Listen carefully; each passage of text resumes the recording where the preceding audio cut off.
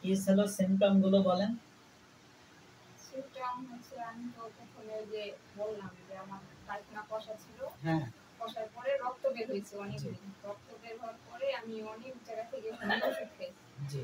আনুমানিক কয় বছর ধরে রোগটা ছিল? আমার করোনায় হয়েছে, করোনা থেকে এই পর্যন্ত আমি চিকিৎসা নিয়েছিল আপনার কাছ থেকে 3 মাস হয়েছে। আমরা বলছিলাম যে এক সপ্তাহের ভিতরে আপনার গ্যাসটা পড়ে যাবে, পড়ে গেছিল? হ্যাঁ পড়ে গেছে। এখন কি কই মাংসপিণ্ড একটাও আছে, গ্যাস একটাও বাজে আছে? না। এখন আপনি কি পুরো সম্পূর্ণ সুস্থ?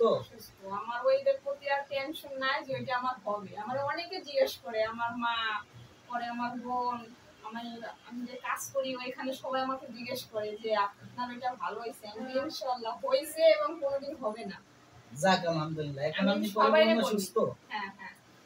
আমি আর সবাইকে জিজ্ঞেস করে আমারে এটা একটা খারাপ পিছলা রোগ, তো সবাই জানে যে এটা সারতে কষ্ট হয়, অনেকে সবাই জানে মোটামুটি। তো আমি বলছিলাম যে সর্বোচ্চ এক সপ্তাহের ভিতরে আপনার গ্যাস জয়টা পড়ে যাবে এবং এক সপ্তাহের ভিতরে ওটা লেভেল হয়ে যাবে, কোনো গ্যাস থাকবে না। কথার সাথে গাজা মিল পাইছেন তো? আমি আপনাকে অপারেশন করছি, আমি আপনাকে ট্রাই করার জন্য, কারণ আমি অনেক জায়গা দেখছি আপনি বলছেন সেরে যাবে, আর আমি কই দেখবো যে সেরে যায় কি না, কিন্তু না, আমি দেখছি হয়েছে। যাক ঠিক আছে।